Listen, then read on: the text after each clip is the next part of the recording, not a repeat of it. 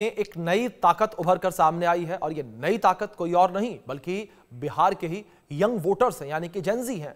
लगभग 14.01 लाख युवा मतदाता पहली बार बिहार विधानसभा चुनाव में वोट देने जा रहे हैं। ये जेनजी युवा न सिर्फ चुनाव में हिस्सा लेने के लिए उत्साहित हैं, बल्कि कई विधानसभा सीटों पर जीत और हार का अंतर तय करने में निर्णायक भूमिका निभा सकते हैं। वहीं राजनीतिक दल अब जेनजी को लुभाने के लिए नौकरी और पढ़ाई लिखाई से जुड़े वादे कर रहे हैं। ये युवा पीढ़ी देश का भविष्य है, इसलिए पार्टियां चाहती हैं कि जेनजी उनके साथ जुड़ें। राजनीतिक पार्टियां जेनजी को अच्छी नौकरियां दिलाने और उन्हें बेहतर शिक्षा देने की बात कर रही हैं, क्योंकि ये बात अच्छे से समझती हैं पार्टियां कि बिहार में सत्ता की चाबी इन्हीं युवाओं के हाथ में है।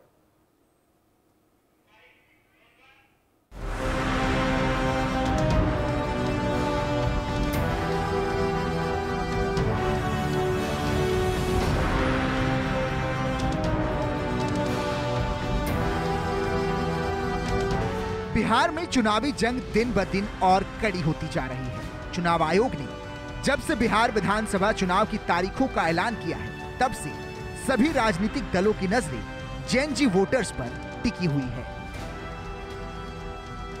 क्योंकि यही नई जनरेशन वाले वोटर बिहार चुनाव की तस्वीर बनाने में बड़ा रोल लिखने वाले हैं।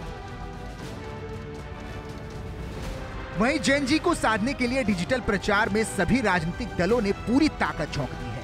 भावी प्रत्याशी और मौजूदा विधायकों की पीआर टीम इंटरनेट मीडिया के जरिए यंग वोटर्स तक पहुंच बनाने और उनका मिजाज भांपने में जुटी हुई है, क्योंकि 2020 के मुकाबले इस बार इंटरनेट मीडिया पर प्रचार का फॉर्म बिल्कुल बदल चुका है। बीते 2 सालों में युवाओं के साथ साथ हर कैटेगरी के लोगों के बीच इंस्टाग्राम, एक्स और फेसबुक की पहुंच बढ़ी है। इसीलिए अब चुनाव की दिशा इन्हीं प्लेटफॉर्म से तय होगी। जेनजी को लुभाने की रणनीति में सबसे बड़ा फोकस 15 से 20 सेकेंड की reel, trending memes, viral hashtag और डिजिटल एडवर्टाइजिंग पर है।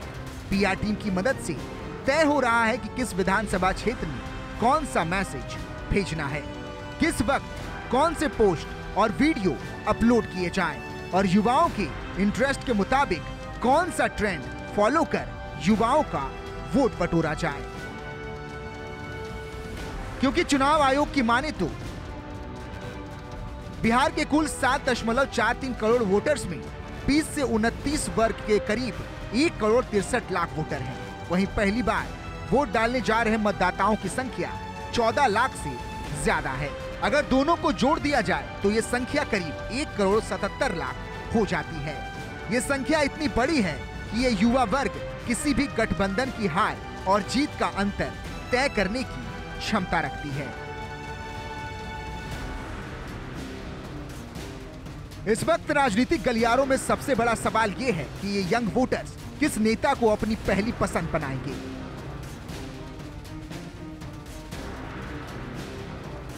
क्या वे प्रधानमंत्री नरेंद्र मोदी के नेशनल लीडरशिप और विकास के विजन पर भरोसा करेंगे, या फिर साफ सुथरी राजनीति का दावा करने वाले प्रशांत किशोर की जन सुराज की बात सुनेंगे, या फिर तेजस्वी यादव की युवाओं के इर्द गिर्द घूमती राजनीति और पारंपरिक मुस्लिम यादव समीकरण पर भरोसा जताएंगे।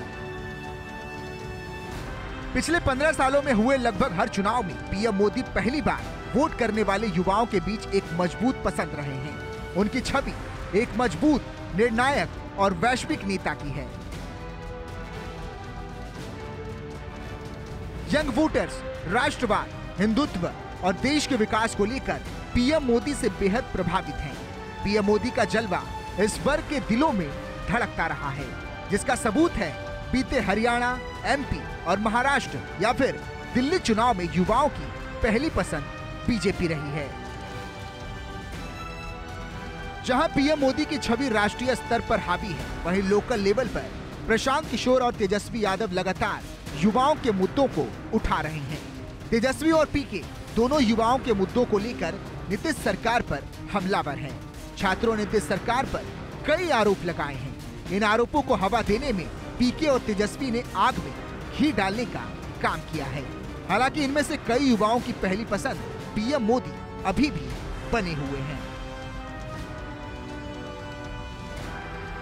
कुल मिलाकर बिहार के 14 लाख फर्स्ट टाइम वोटर्स का फैसला इस बात पर डिपेंड करेगा कि नेशनल आइडेंटिटी को ज्यादा इंपॉर्टेंस देते हैं या लोकल इकोनॉमिक अपॉर्चुनिटीज को।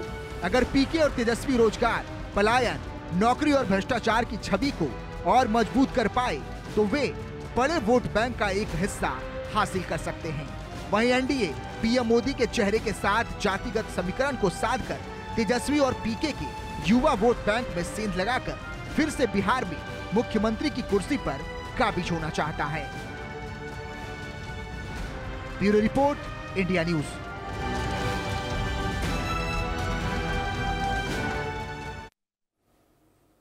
तो आपने खास रिपोर्ट देखी और इसी के साथ हमने खास सर्वे भी किया है। उस सर्वे के आंकड़े किस तरीके से निकलकर सामने आए हैं वो आपको बताएंगे। और अपने सर्वे में कुछ सवाल अपने दर्शकों से पूछे हैं, उन्होंने इसको लेकर वोट किया।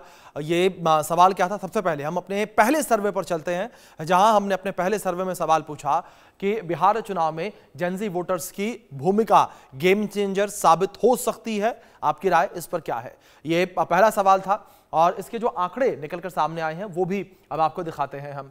यहां पर ये आंकड़े निकलकर सामने आए, जेनजी की भूमिका निर्णायक होगी। 76% लोगों ने माना, बिल्कुल नहीं 21% लोगों ने माना। तो कुछ इस तरीके से पूरे आंकड़े निकलकर सामने आए, लेकिन ज्यादातर लोगों का ये मानना कि जेनजी की भूमिका निर्णायक होगी। अब आगे बढ़ेंगे, बात करेंगे अपने दूसरे सर्वे को लेकर। दूसरे सर्वे में हमने पूछा कि बिहार में पलायन और रोजगार के अलावा युवाओं के मुद्दे और क्या हैं, इस पर आपकी राय क्या है? तो ये शिक्षा, विकास, कानून व्यवस्था जैसे ऑप्शंस हमने रखे थे और इसके आंकड़े कुछ इस तरीके से निकलकर सामने आए। 22% लोगों ने कहा शिक्षा, विकास 39% लोगों ने कहा, कानून व्यवस्था 31% लोगों ने कहा है। यानी कि विकास और कानून व्यवस्था को सबसे ज्यादा वोट लोगों ने दिया। तो कुछ इस तरीके से ये आंकड़े जो है वो निकलकर सामने आए हैं। अब अपने सर्वे में हम आगे बढ़ेंगे और हमने तीसरा सवाल जो है वो अपने दर्शकों से किया था। सवाल था कि बिहार के युवाओं को लुभाने के लिए क्या कर रही है राजनीतिक पार्टियां, इस पर लोगों की राय हमने जानी। और जो आंकड़े निकलकर सामने आए हैं वो कुछ इस तरीके से हैं। सरकारी नौकरी और बेरोजगारी भत्ते का लालच 67% लोगों ने माना, यानी कि फ्रीबीज जिसे कहा जाता है वो 67% लोग मान रहे हैं। 25% लोगों ने माना कि डिजिटल प्रचार का सहारा लिया जा रहा है। 8% लोग कंफ्यूज नजर आए, उन्होंने कहा कि इस विषय पर कुछ कहा नहीं जा सकता। लेकिन सबसे बड़ी बात यहां पर फ्रीबीज की है। 67% लोगों ने कहा कि सरकारी नौकरियों का और भत्तों का लालच लोगों को दिया जा रहा है। इसी विषय पर बातचीत करेंगे। हमारे साथ दो खास मेहमान जुड़े हैं, उनका परिचय मैं आपसे करवा दूं। हमारे साथ डॉक्टर आलोक पांडे जी जुड़े हैं, जो कि राजनीतिक विश्लेषक हैं।